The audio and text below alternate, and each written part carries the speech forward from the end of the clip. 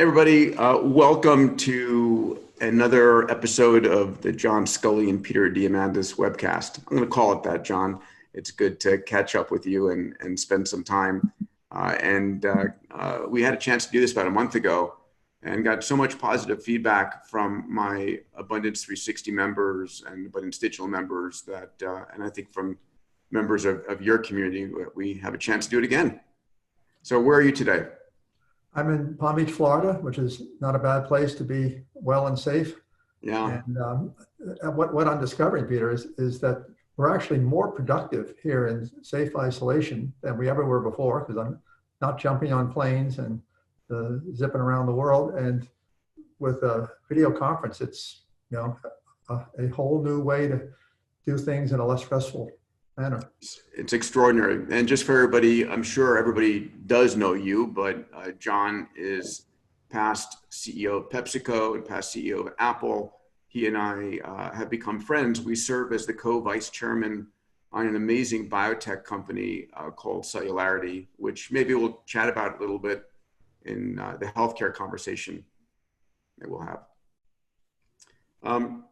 So John, my thinking on an agenda, we'll have a conversation for 30 minutes and then invite my Abundance 360 members and other questions to come in and have conversations on that.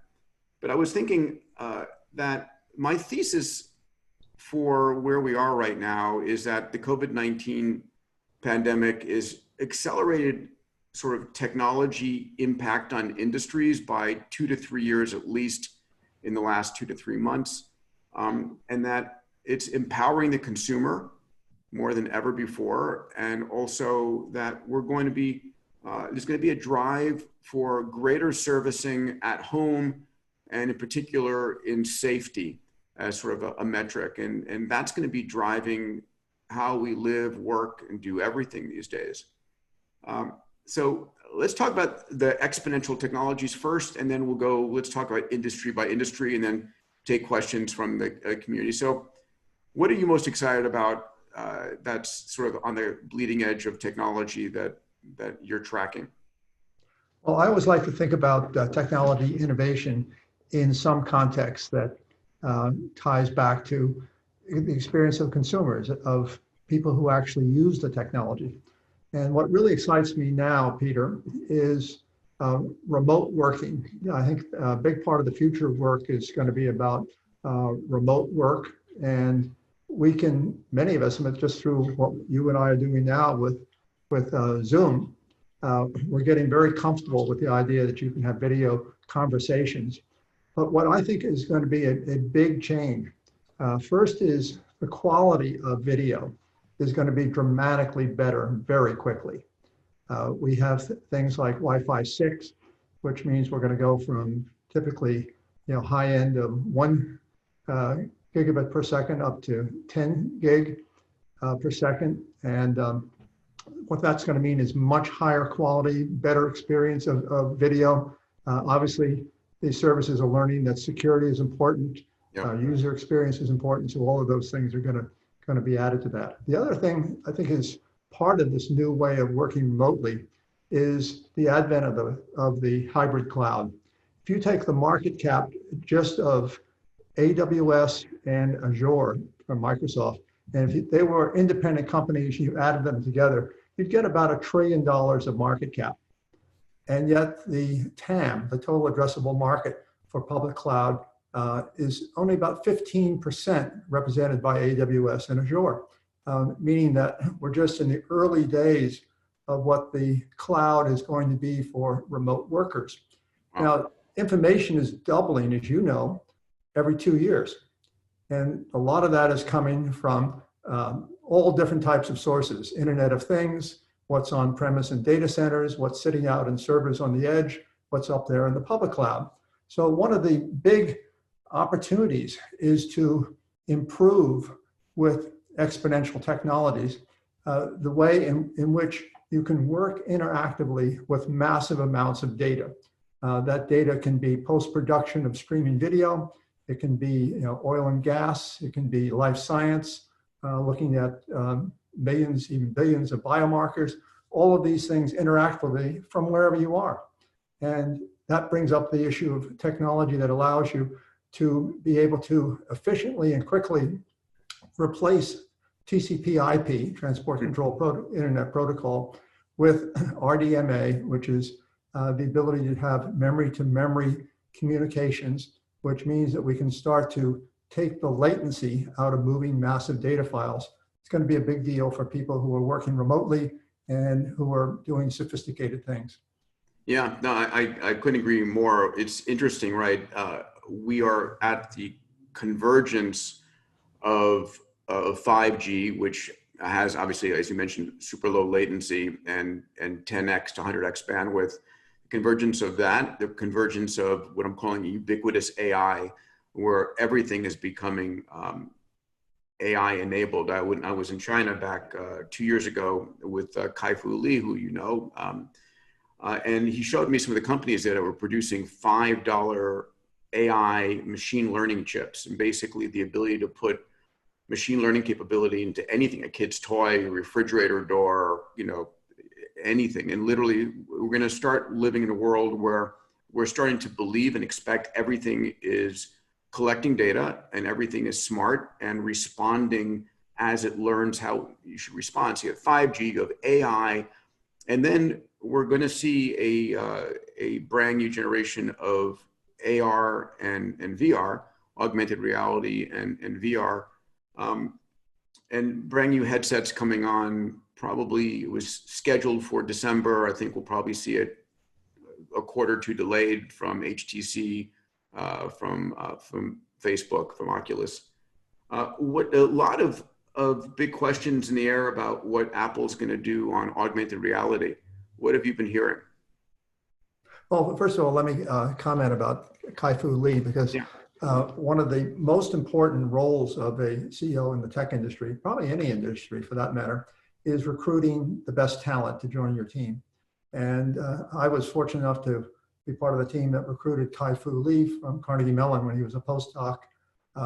And he came in, he developed the first personal digital assistant, which he and I demonstrated about 1.5 years after he joined Apple. How long ago was that? We demonstrated that on Good Morning America with Joan London. So great talent is always something that is deep in my heart. But going to where we are in what comes next in terms of experience, there's been kind of a road bump for virtual reality, at least from Magic Leap standpoint. They have changed their strategy from consumer over to now they're talking about surgical assistance in the healthcare industry. So we'll have to see where that goes. But augmented reality looks right on track.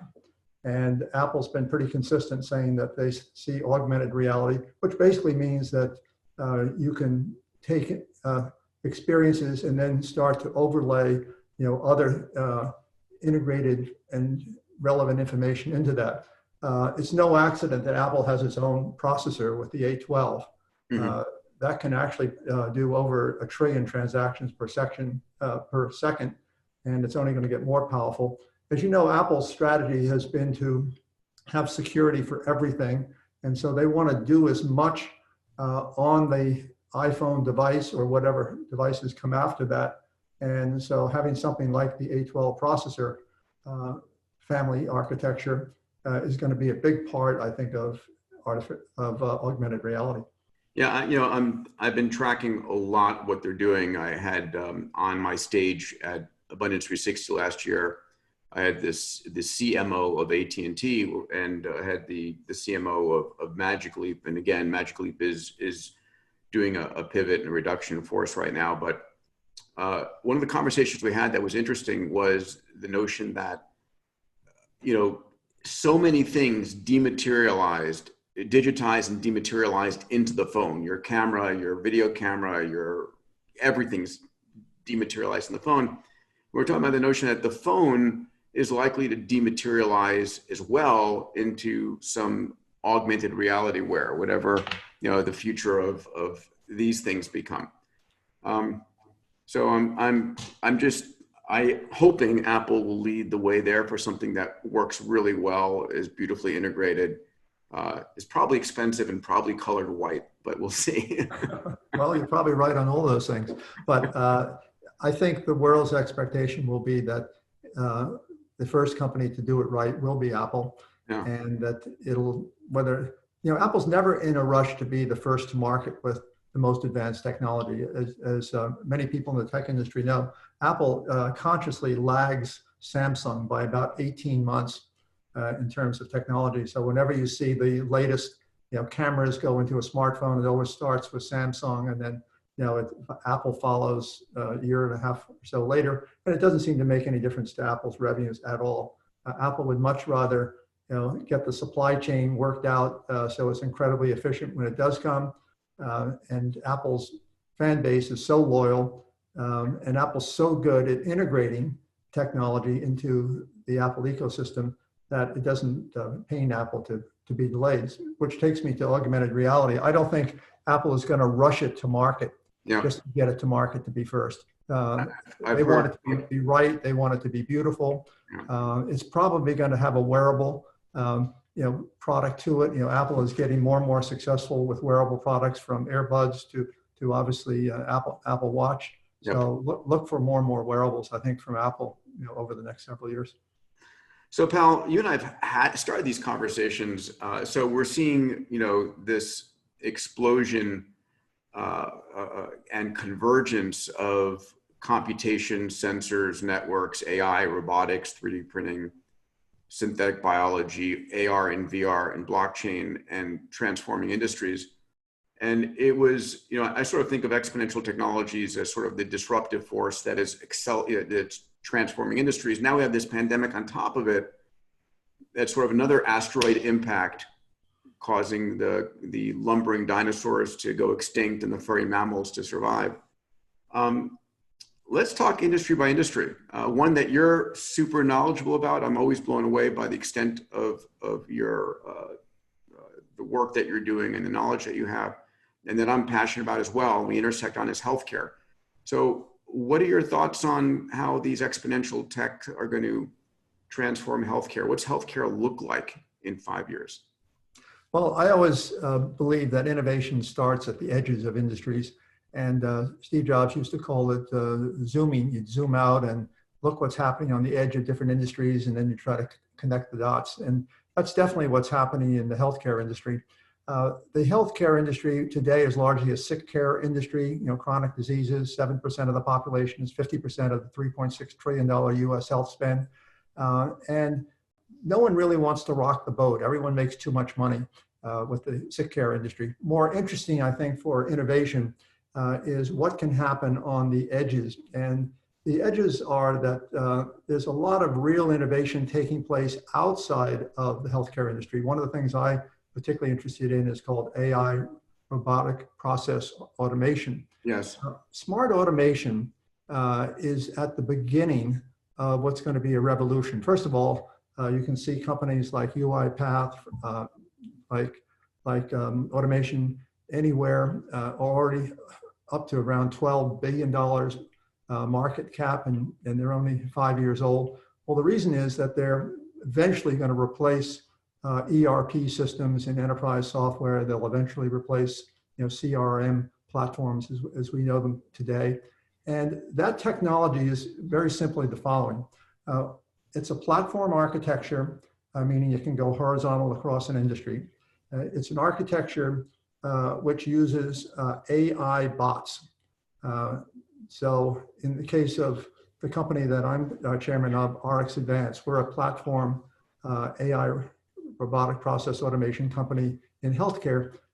We have hundreds and hundreds of AI bots that are doing simple tasks, but then they work together and they're always accurate. They never fail, which is important for a regulated industry. They're incredibly inexpensive.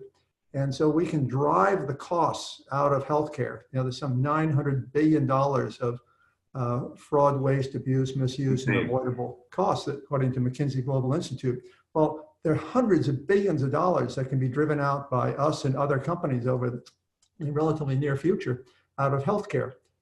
It's so large, Peter, that we believe that just the area we're working on at RxAdvance with our robotic process automation, which is in prescription drugs and also in clinical and medical.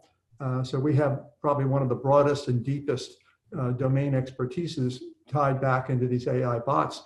That there's enough savings there for the industry to be able to give healthcare insurance to everybody who doesn't have it, and to take the underinsured and to raise them up with a higher quality of insurance. I mean, it's just a massive opportunity out there. So our company is about $2 billion revenue this year, but it's growing rapidly, and I'm sure you're going to see others, coming in and competing in the same space in healthcare with AI, robotic process automation. One of the things I think about a lot is, and you're right, it's sick care. The system takes care of you after you're sick. It's not healthcare that keeps you healthy.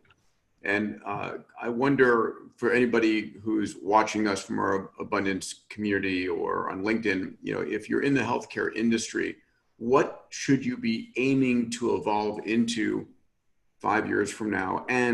Or if you're an entrepreneur looking to get into an industry, I think the entire healthcare industry is going to collapse under its current weight, because it'll be disrupted by existing or new players. And so 5 years from now, 2026, I think that it's not going to be the existing healthcare companies that are providing healthcare.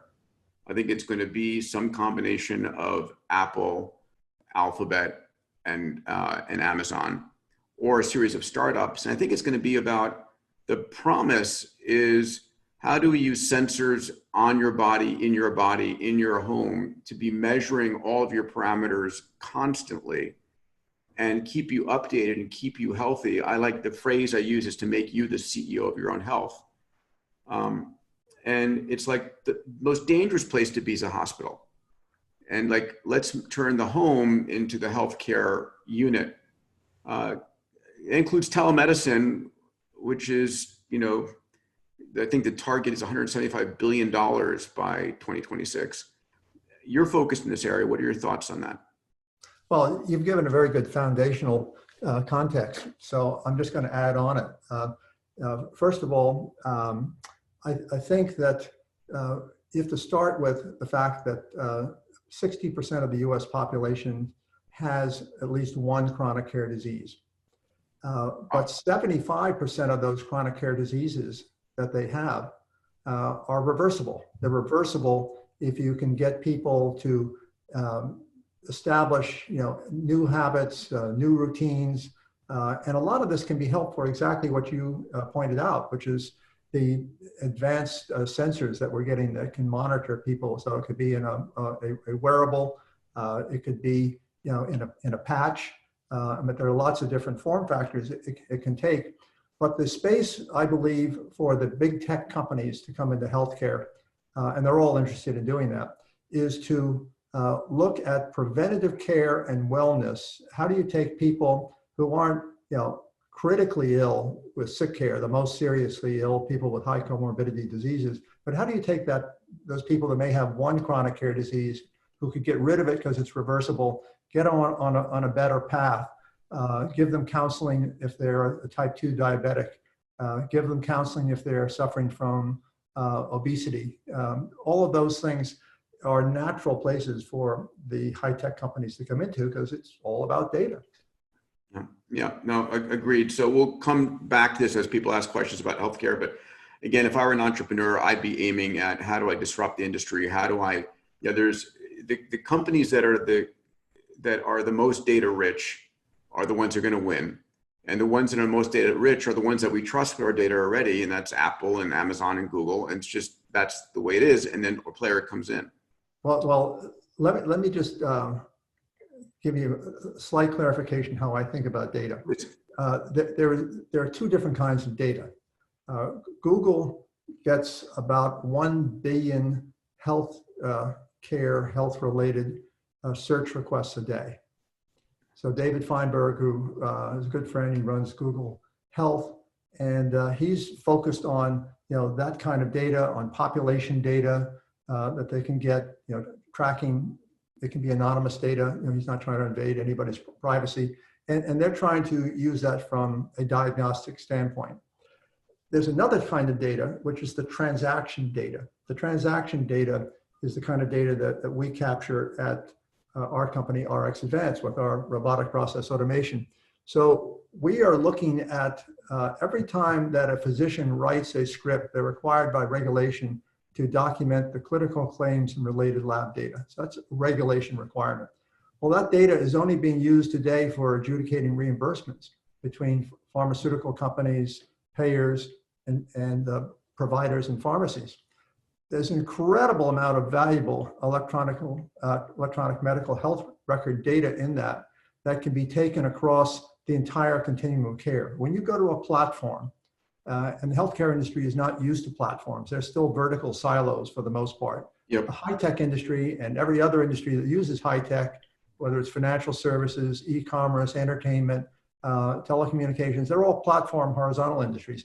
As that comes into the healthcare industry with innovations in transactional-based health data, that's going to be an opportunity to really complement the kind of things Google is doing and even go further in terms of how you make money from it. Agreed. So another industry I think it's going to have a massive shift is the education industry, right?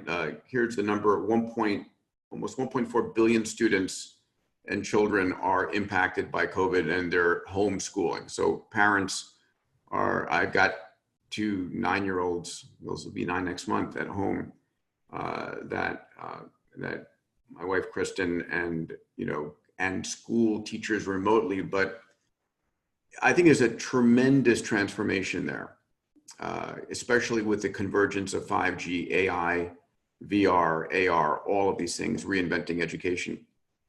What are you thinking these days on education? Well, I mentioned the last time we had this conversation about a month ago that I have a granddaughter out in Silicon Valley, and she's going to Stanford University online high school. She's 14 years old, and she's already 4 grades ahead of herself. You couldn't do that in a conventional education system. I think it's highly unlikely that the revolution in education is going to take place inside of the traditional education system. It's going to take place by things that are done outside the system, like Khan Academy, which we're all admirers of. So I think that there's going to be a lot of acceleration because of the COVID-19 pandemic, because so many kids are now having to look at alternatives, and they really do work. Some teachers are better than others in how to use it. Not every student has access to a computer. Not everyone has access to broadband. So those are things that have got to get fixed, hopefully sooner than later. But the reality is that we're going to see a lot of pressure on the education system to recognize that there are more efficient, better ways to deliver a lot of what one learns through the education learning process than the traditional education system. What it does raise, though, is how do you deal if you're teaching kids online or homeschooling kids, which is also increasing, how do you get the social interaction? And I think that's going to put more reliance on community services, maybe even community colleges.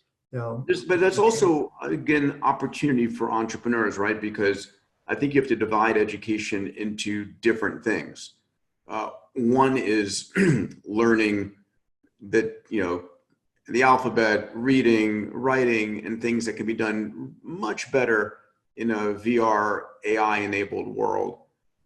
And then there's socialization skills. That is a separate thing. But to try and cram, I think it's true for college, right? I mean, when I went to college and left sort of my home, it was a time to grow up. But I think I'd learn much better using tech, but I still need to have that sort of that maturation process that occurs when you go away. Yeah, and I've learned far more since I graduated from formal education than I ever learned in formal education. So we never stop learning, if we have a curious mind. So, I was never trained in life science, but, I love life science and biology and chemistry. I spend as much time on physics as I do on high tech, because all of these things are going through this exponential revolution. And you've pointed this out so well in your various books. It's real and it's only accelerating. And you have to have, if you're going to be an entrepreneur, the curiosity of, you don't have to be a polymath yourself, but you have to have the curiosity to be aware of what the polymaths are doing as they start to look at the intersection of different fields. Because it isn't just one technical discipline that enables part of the future. It's often a convergence of different areas of science or technology coming together in a novel way.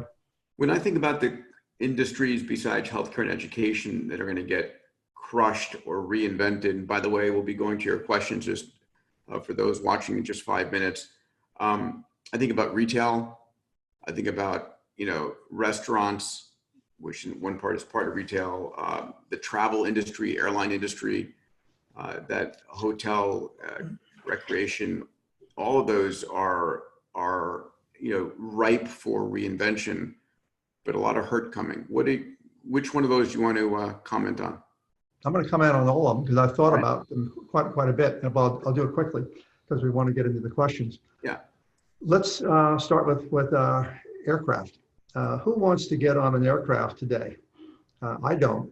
I went from traveling 50% of my life to 0 for the last 3 months. It's been amazing. Well, Peter, you and I were at a Cellularity board meeting virtually the other day, and our CEO, Bob Hariri, was talking about how successful ultraviolet light is at taking a coronavirus infected area, which typically with smooth, hard surfaces, the virus lasts a long time. And it's very good experience that you can kill the virus quickly with ultraviolet light in that situation. I imagine that the aircraft that I'll want to fly on, that they'll go in and change all the materials of the seats and the walls and ceilings of the aircraft. They will use ultraviolet light standard throughout.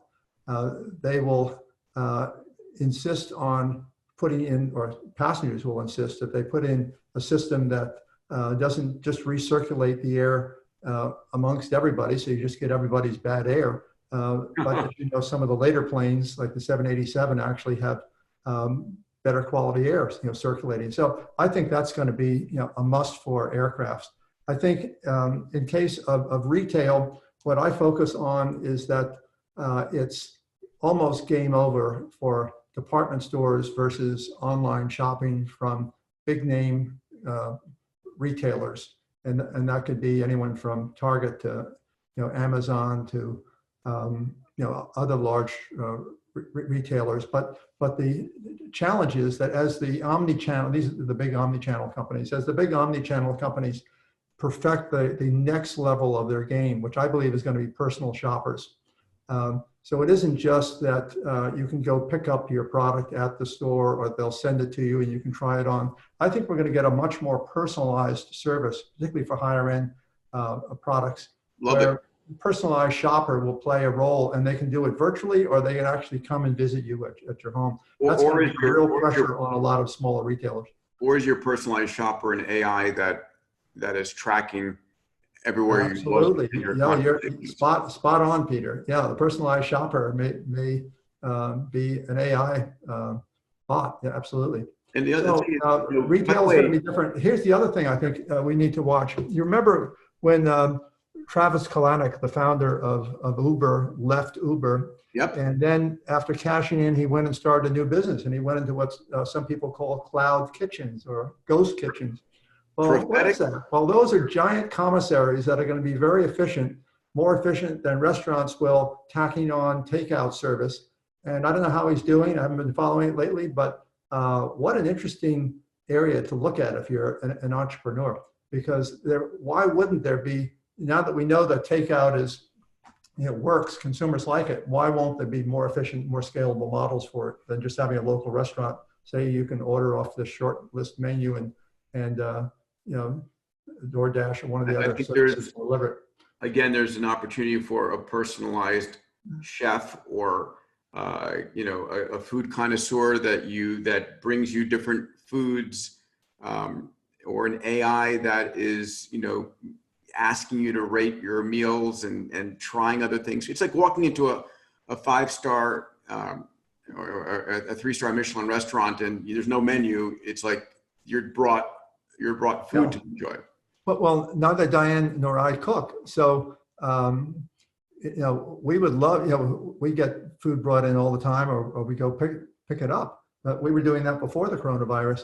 But we would love to have a person come in, deliver the food, set it up, serve it to us, and then we can have a party and make it, a simple experience, not a big special occasion experience. So everybody, again, for my Abundance members watching or other entrepreneurs watching, all these are business opportunities to layer on top, right? Because I think as people are going to look for better and better service, that has got a layer of safety and a layer of trust. I think during the COVID-19, I just did a webinar with one of my Abundance 360 members and saying, what's the emotional result of the last 2 months? People desiring trust and safety more than anything else. So if you can deliver trust and safety, you have a customer for life. Makes a lot of sense. Yeah. Let's open up the questions. Jerem, talk to us. All right. Sounds good. So up first is Jason English, and he says, when it comes to effective working, I think technology and work and social interaction are all key. How do you both recommend bringing social elements to Zoom calls in a meaningful way? Jason, good to have you on the call today, my friend. One of the things, we just had Keith Ferrazzi on, who's a dear friend, one of my coaches. Will have him at A360 next year, basically giving us advice on how to run Zoom calls. And one of the things that I've done is I do a Zoom call with my team every day. And it used to be sort of for my, my inner core team of 12, we'd report out. Everybody would just go around, everybody tell what we're doing. And it was like, nah, that's getting old and boring and a waste of our time. And so what Keith's idea was, okay, instead of that, on Monday, Tuesday, Wednesday, Thursday, Friday, it's a different product line, a different service line in the company. And the head of the product says, this is what we've done the last week. This is what we're planning to do in the following week. And here are the 3 problems I want help solving. And we break up into smaller Zoom rooms of 3 or 4 people. And that group brainstorms how to solve those problems and brings back solutions into the main group. And you're engaged and it's fun. And so that really works well, Jason. I think that makes a lot of sense. The kind of classic experience with Zoom, which is the Hollywood squares, and you see lots of everybody in a square. The Brady Bunch, I call it. Yeah. Yeah, the Brady Bunch, and it seems novel for about 1 hour, and then you realize I should just be on audio.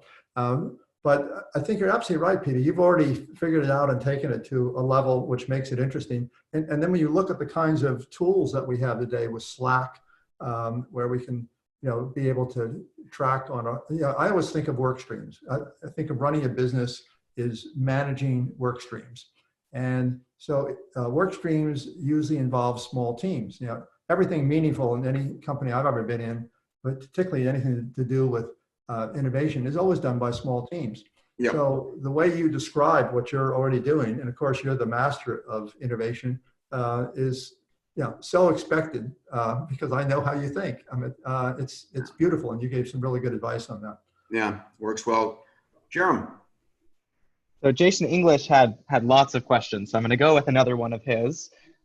He asks, are there any tricks to monitoring remote working employees? Should we or shouldn't we monitor them? He gets that trust is an issue, but distractions at home are also inevitable. How do you balance the two? Great question. John, I'll let you give your first thoughts. Well, I've always believed that you have to be able to hold people accountable, and that along with accountability goes trust. So to some level, you're not there to spy on your employees, but it's pretty obvious when you are working closely with someone and you're working in a small team that you can tell, the team can tell very quickly whether somebody is a contributor or they're not a contributor. And there need to be clear expectations with an employee as to what you expect them to do. When you give them the flexibility and the freedom to be able to work remotely, that's an agreement, and it's an agreement with accountability. And so I think it puts a lot of responsibility on the boss, not to manage them by watching everything they do, but to set expectations with a clear metric of how you can say, okay, this is either working or not working as you look at it over 6 months, a year time frame. But just because you're telling people they can work from home doesn't mean that they no longer have accountabilities, that they have freedoms to do anything they want. I would, Jason, I agree 100%, John. Jason, I would go and order a copy of Keith Ferrazzi's book, which is called Leading Without Authority. It just came out, or it's coming out this week. And he talks about those exact issues in there. And I think part of it for me is having dashboards, having the leads in your company have objectives that they're measured against, and really having the entire organization hold them accountable versus just you. Jeremy.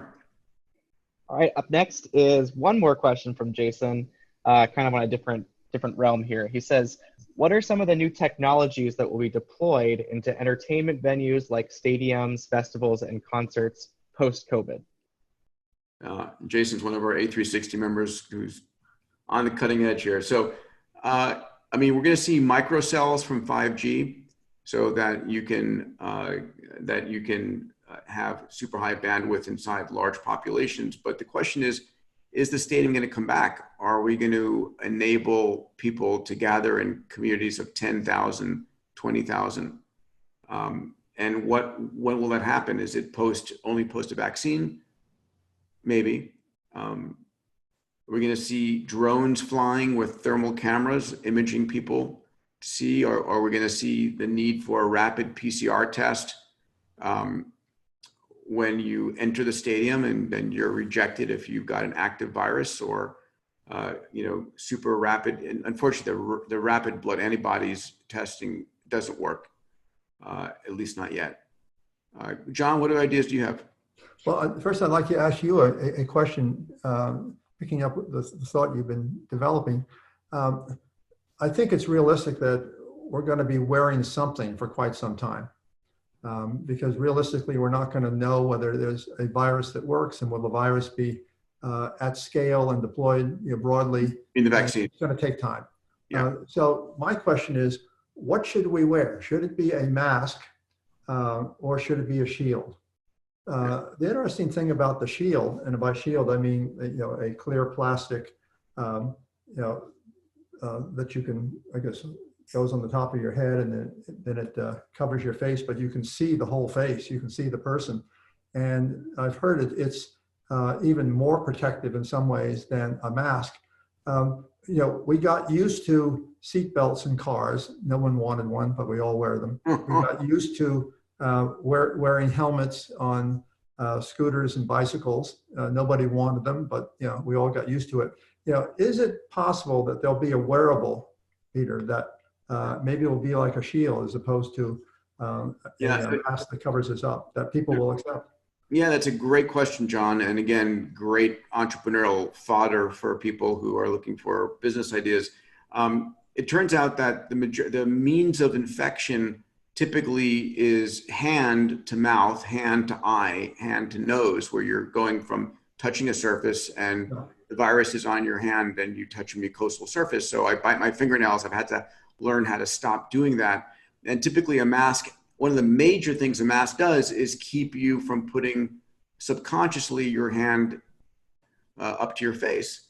So a face shield might do that. Now, if it serves additional function, if that's the means by which augmented reality information is being projected, I'm thinking Iron Man suit, right? Yeah. That would be pretty cool.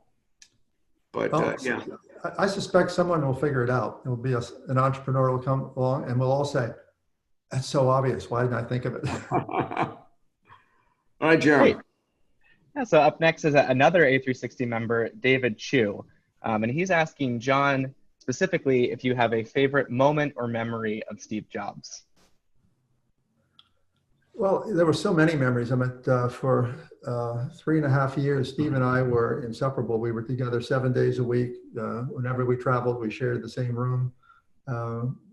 We had, in those days, Apple was 60 or 70 hours a week. So, we were together at nighttime, weekends.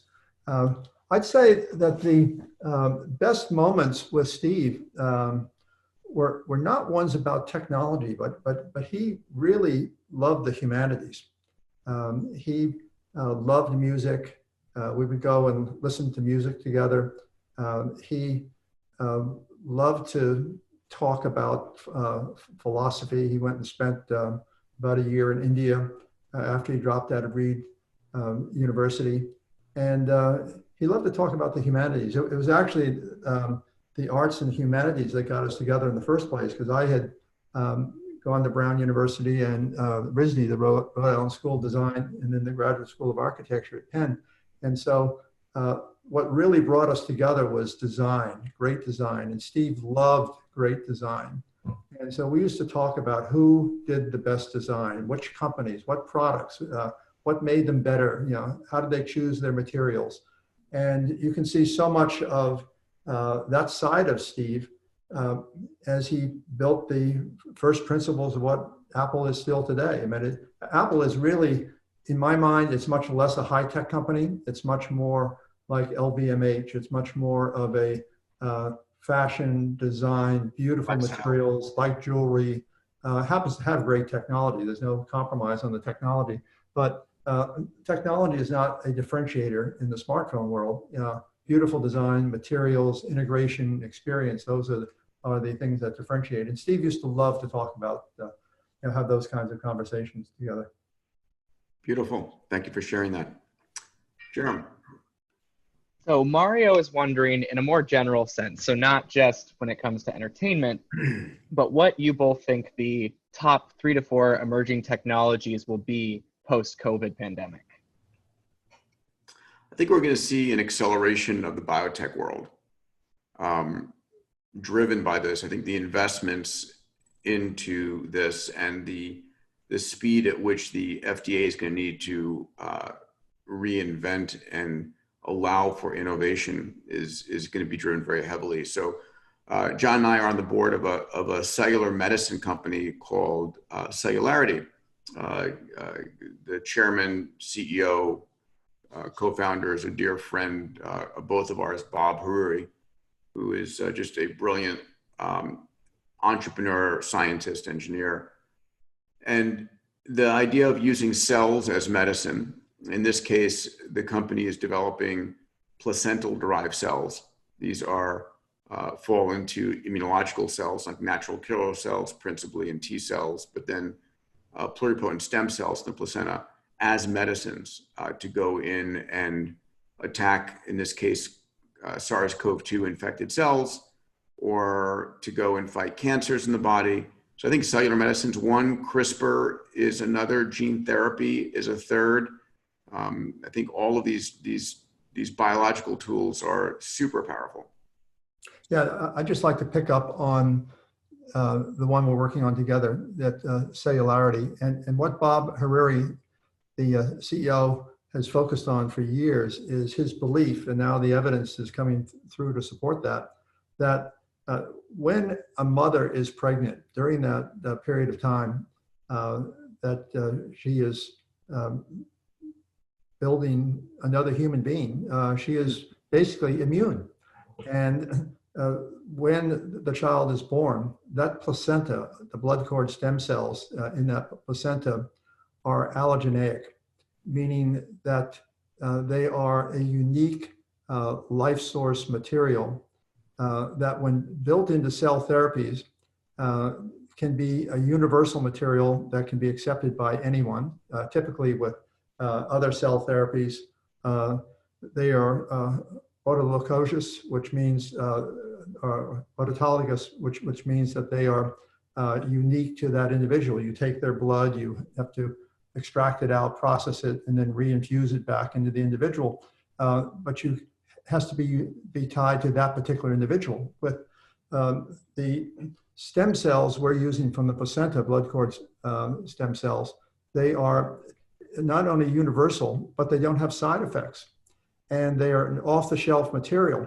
The promise of that is that instead of treating just a few thousand people, and that's all that have been treated so far with CAR T, this is the miraculous discoveries that have enabled people with advanced cancers to, in many cases, be cured.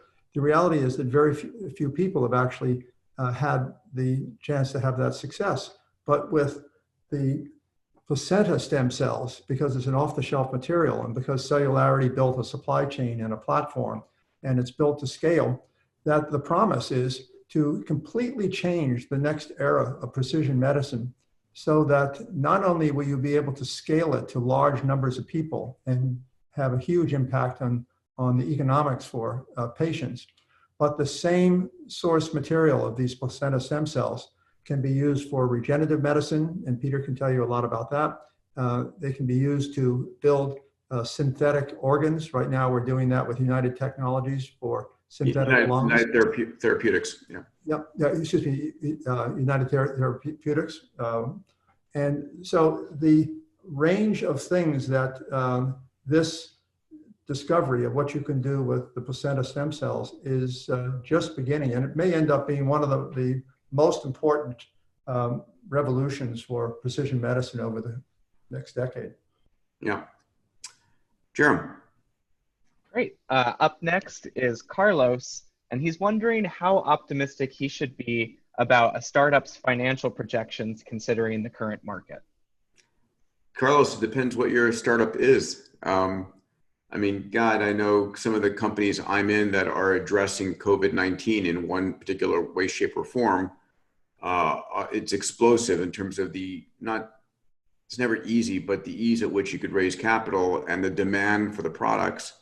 So it really is a matter of what people's focused attention is on. If their focused attention is on survival, food, shelter, safety, and you're providing something that doesn't address that, then your prospects are low. If you're addressing those in a fashion that is, respectful and not gouging, then your prospects are great. John, what businesses would you be looking at starting right now if you were? Well, I think the hardest businesses right now are the consumer businesses, because consumer businesses require that you be able to afford to spend money to acquire customers, and consumer businesses really only work as a sustainable business, if you have recurring revenue. So look at, for example, the challenges that Uber is going through right now. Yeah, super hard. Reported a loss of $2.9 billion for the most recent quarter. So everyone loves the Uber experience. It's a great service. It's a brilliant idea. It's still a valuable company. But the reality is it's a very hard business to make money in unless you get that recurring revenue. Well, right at this moment, people aren't going out in Uber vehicles as much as they were before, but that'll pass. They still have to figure out how do they get enough recurring revenue from the people who use the service to make the economics work.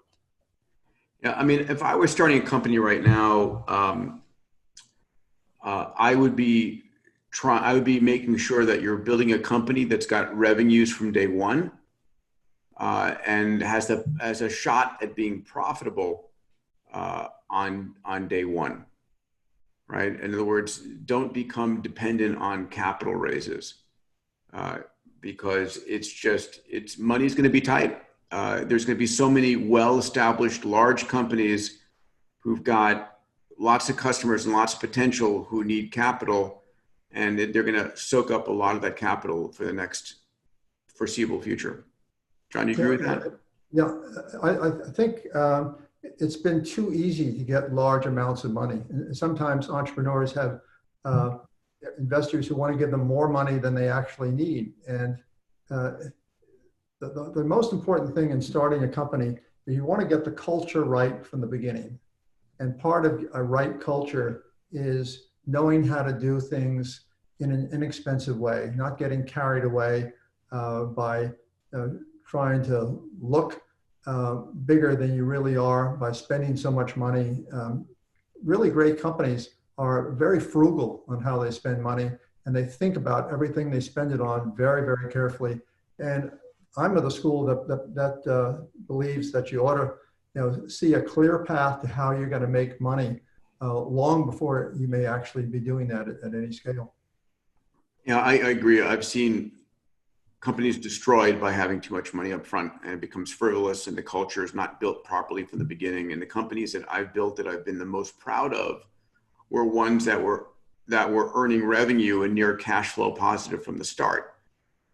Anyway, that's just some thoughts. Jerem.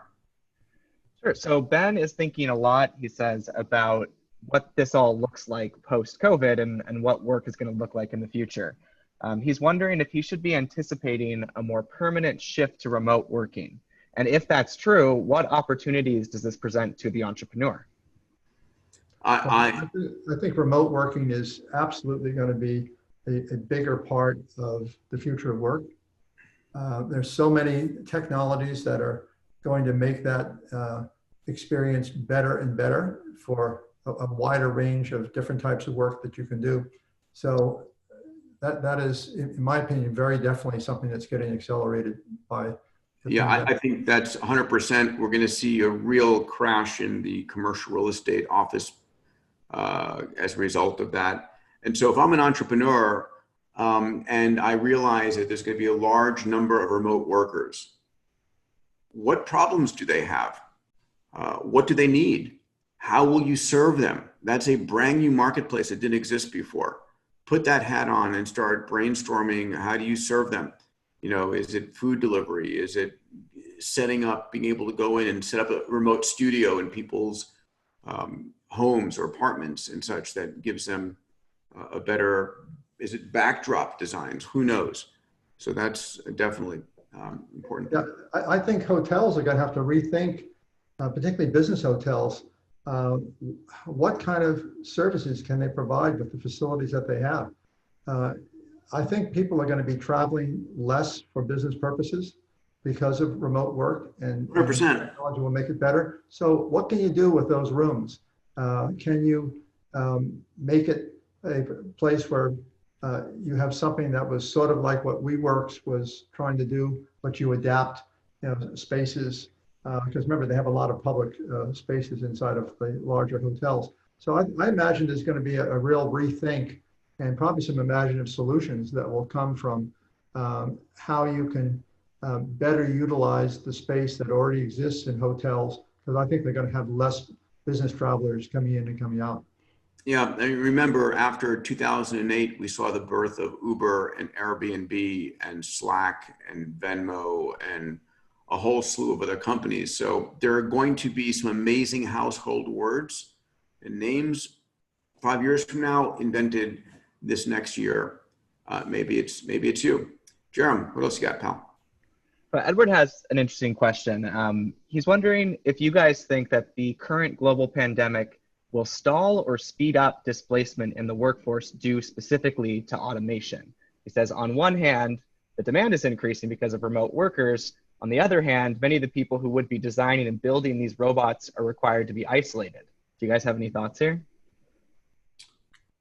I think I'm a big believer in automation, and I'm of the camp that believe as you add AI into automation, because they really are going to be growing together, that it's only going to increase jobs, but they're going to be different kinds of jobs.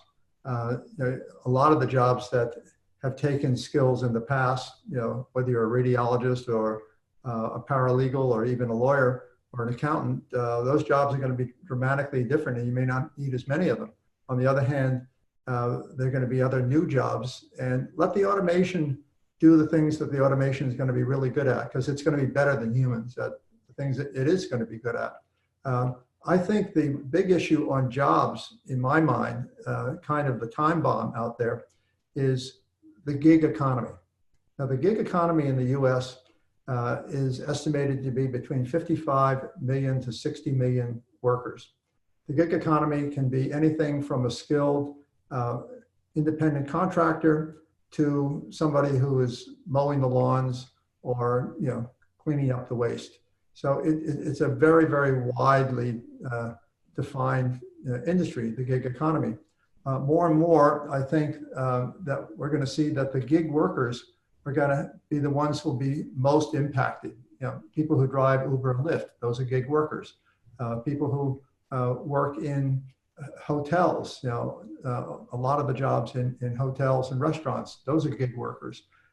So right now, we have something like 18 million people have said that in this current job market, where there was 14.7% unemployment, that 18 million people have said, well, we're only temporarily out of work for the next 6 months. A lot of those are gig workers. It's not clear whether those jobs are going to be there in 6 months. And a lot of those people are going paycheck to paycheck. And there's a big issue that I don't know the solution to it, but it's going to become more and more apparent, I think, as the year goes on, as to how do these people, particularly the gig workers, who aren't just furloughed and are going to presumably come back as the economy comes back, how are these gig workers going to fare in the post-coronavirus world? Yeah, there are those concerns. I mean, we've been suffering a viral pandemic. We've also been suffering a pandemic of fear, which has toppled a number of dominoes in the economy here. And we've only seen a small percentage of, I think, of the bankruptcies and the layoffs and things that are coming. And so, again, an entrepreneur is a person who sees a great problem and turns that into a business. As I teach in my abundance and SU singularity community, the world's biggest problems, the world's biggest business opportunities. So, well, for instance, in New York, Peter, there are 27,000 restaurants. Yeah. I don't think we're going to see 27,000 restaurants when the coronavirus is over. However, there were a lot of people going to those 27,000 restaurants and eating and paying for it. So those people are still going to need to eat.